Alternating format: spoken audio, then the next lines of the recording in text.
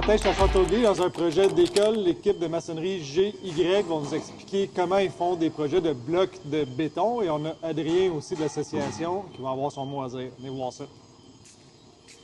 Donc, ici, on est dans une école et on voit beaucoup de construction en blocs de béton dans nos écoles. Même pour une structure comme celle-ci, en fait, la charpente est en acier, donc les murs en blocs de béton ne sont pas là pour supporter la structure, mais sont quand même un élément essentiel pour la caractéristique coupe-feu et aussi à la transmission du son. C'est sûr, entre deux salles de classe, on ne veut pas entendre nécessairement toutes les activités d'une salle à l'autre. Donc, la construction en blocs de béton, on garde nos élèves en sécurité et aussi les donne un bon environnement pour les études.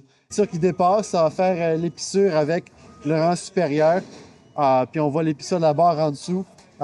Donc, on met les barres en segments d'une certaine longueur pour qu'il y ait un chevauchement avec la barre d'en dessous pour qu'on puisse quand même développer la pleine force sur toute la hauteur du mur, là. Donc ici, on voit des X sur les murs. Ils sont alignés verticalement. Ça indique où sont placées les barres d'armature. Comme ça, on a une trace après la construction du mur, on sait qu'on les met.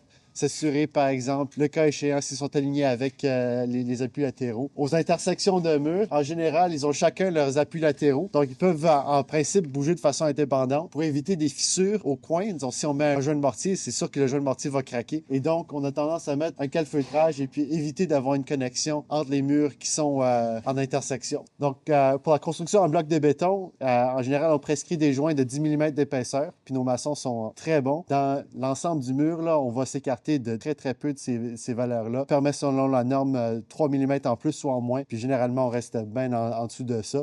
L'exception, c'est le premier joint à la base du mur. Étant donné que la dalle de béton ne sera pas toujours parfaitement horizontale, on permet des joints un peu plus larges, un peu plus minces pour que le premier rang, le rang de départ, soit parfaitement à l'horizontale et puis qu'on puisse garder nos joints d'exactement 10 mm sur le reste de l'ouvrage. Donc ici, on a notre joint de dilatation. On attend encore l'installation du calfeutrage, mais on peut voir directement à travers. Il n'y a aucune armature à travers ce joint de dilatation. Ça permet au mur, au fur et à mesure qu'il sèche, de se contracter légèrement. S'il n'y a jamais des changements de température, de se déplacer sans provoquer de fissuration ailleurs dans le mur. La fissure est déjà là, puis on a déjà un caulking dessus, donc il n'y aura pas de craque supplémentaire. Ici, on a un bloc utilité.